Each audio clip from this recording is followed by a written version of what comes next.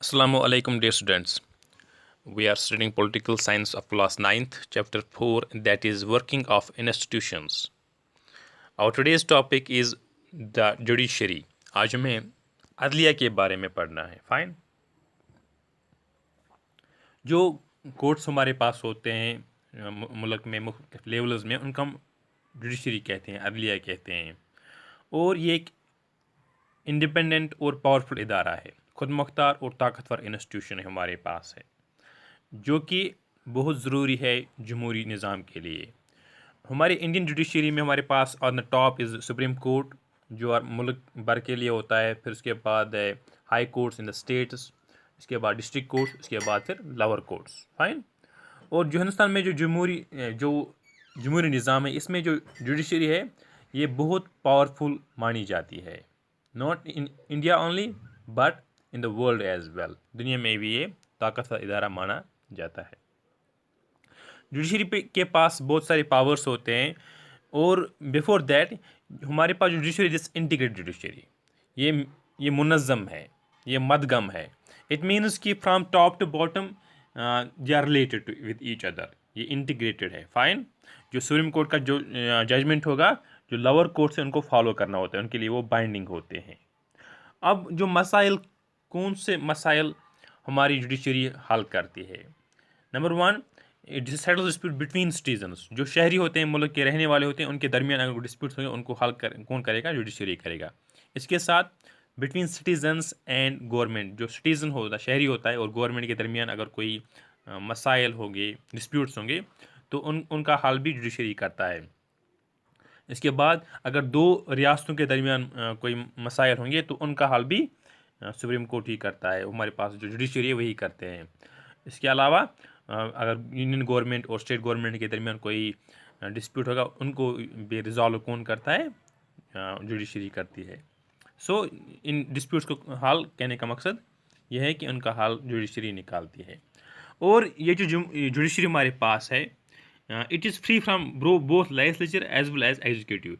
ये एग्जीक्यूटिव से भी आज़ाद है और लेजिस्लेचर से भी आज़ाद है. इट मीन्स कि उनका इंटरफेरेंस इसमें नहीं हो सकता है. और ये किसी पार्टी जो पावर में होगी, जो हुकूमत में होगी, इसको उनको फॉलो करना ज़रूरी नहीं है, उनकी डायरेक्शंस को फॉलो करना ज़रूरी नहीं है. इस तरह से जो हमारे पास कॉन्स्टिट्यूशन है, उसको इंटरप्रेट करने का काम भी जुडिशरी के पास होता है. सुप्रीम कोर्ट और हाई कोर्ट के पास वही इंटरप्रेट कर सकते हैं, वही इसको इलस्ट्रेट कर सकते हैं, इसकी वजाहत कर सकते हैं. इसके अलावा हमारे पास जो कोर्ट्स होते हैं, इनके पास एक स्पेशल पावर होता है, that's called the power of judicial review.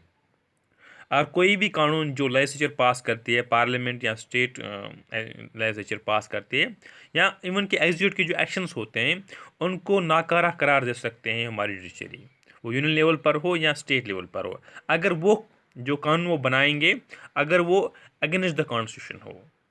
It means कि on the base of constitutionality, legislature के जो हमारे पास जुडिशरी होती है, उसके पास ये ताकत रहता है कि वो नल एंड वाइड करार दे किसी भी एग्जीक्यूटिव एक्शन को या लेजिस्लेटिव लॉ को. जो लेजिस्लेचर कोई कानून बनाती है, एग्जीक्यूटिव को डिसीजन लेता है, उसको चैलेंज किया जा सकता है हमारे कोर्ट्स में, हमारे जुडिशरी में. इस पावर को हम कहते हैं judicial review. Fine.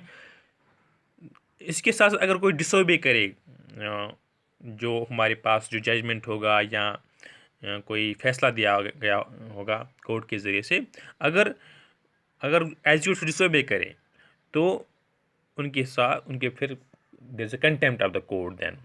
Fine. Like that हमारे पास जो जुडिशियल रिव्यू का पावर है, ये काफ़ी ताकतवर पावर है हमारी जुडिशरी के पास. इसके अलावा जो हमारे पास जुडिशरी होती है, ये मुहाफ़िज़ है हमारे फंडामेंटल राइट्स का, जो हमारे पास बुनियादी हुकूक है, जैसे आर्टिकल 14 टू आर्टिकल 35 है. तो ये जो पावर है हमारी जुडिशरी के पास, that it's a guardian of fundamental rights, ये काफ़ी अहम है. इस वजह से अगर किसी के हुकूक छीन लिए जाए, तो वो डायरेक्ट हाई कोर्ट या सुप्रीम कोर्ट जा सकता है उनका अजाला करने के लिए, उनको बहाल करने के लिए. इसके अलावा हमारे पास एक सिस्टम है, that's called system of public interest litigation. अगर जो पब्लिक कॉन्शियस सिटीजन्स होते हैं, अगर उनको लगे कि कोई मफाद आमा के खिलाफ कोई काम गवर्नमेंट कर रहा है, वो डायरेक्ट कोर्ट्स में जा सकता है. और इससे क्या होता है, ये प्रिवेंट करता है मिसयूज़ ऑफ गवर्नमेंट पावर। अगर जो हमारे पास गवर्नमेंट होती है, मुंतखब जो गवर्नमेंट होती है, अगर वो अपने जो पावर्स हैं उनका गलत तरीके से इस्तेमाल करे और उसमें कुछ माल प्रैक्टिस आ जाए, बेज़ाब्तगी आ जाए जो पब्लिक ऑफिशियल्स होंगे, तो उस सूरत में जो जुडिशरी होती है वो इंटरफेयर कर सकती है, ताकि उससे फिर रिजॉल्व जो लोगों की जो कॉन्फिडेंस है,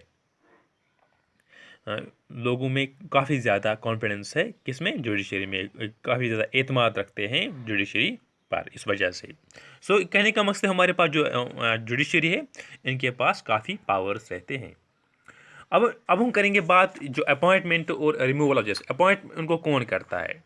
नंबर 1 जो अपॉइंटमेंट है ये प्रेसिडेंट करता है। जो हाई कोर्ट और सुप्रीम कोर्ट के जज हैं उनको अपॉइंट करता है प्रेसिडेंट, जो on the advice of prime minister. Fine.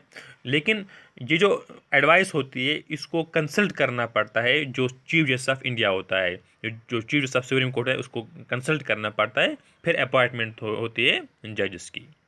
In practice क्या होता है एक्चुअली, जो सीनियर जजेस होते हैं वो जो सुप्रीम कोर्ट में होंगे वो सिलेक्ट करते हैं नए जजेस, सीनियर जजेस। It means it's a case of जजेस अपॉइंटिंग जजेस, जजेस खुद जजेस अपॉइंट करते हैं। इस वजह से क्या होता है, जो दखल अंदाजी होती है पॉलिटिकल एग्जीक्यूटिव से, वो उसका स्कोप फिर नहीं रहता है। फाइन। यूजुअली क्या होता है, जो सीनियर मोस्ट जज होता है सुप्रीम कोर्ट का, उसको अपॉइंट किया जाता है चीफ जस्टिस ऑफ इंडिया। जब ये अपॉइंट होता है आप, फिर उसको रिमूव करना काफ़ी मुश्किल है। इसका जो रिमूवल प्रोसीजर होता है उसको बोलते हैं इम्पीचमेंट। इम्पीचमेंट प्रोसेस काफ़ी मुश्किल है, किसी भी जज को रिमूव करना काफ़ी मुश्किल है, और इसके लिए कुछ स्पेशल प्रोसेस होती है। अगर जज को रिमूव करना हो इसीलिए इम्पीचमेंट मोशन पास करनी पड़ती है, जो दोनों सदन हैं, जो दोनों हाउसेज है पार्लियामेंट में, वहाँ पर उसके लिए 2/3 मेजॉरिटी होनी चाहिए। लेकिन मैं आपको यहाँ पर बताता चलूँ कि अभी तक जो इन हिस्ट्री में आज तक किसी भी जज को इम्पीच नहीं किया गया है। फाइन।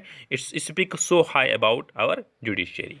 लेकिन जो आपने अखबारों में पढ़ा होगा, न्यूज़पेपर से आपने देखा होगा कि अभी कुछ questions are rising against judiciary. Fine. लेकिन जुडिशरी ने हमेशा कम बैक किया है, इसने बेटर परफॉर्म किया है। फाइन।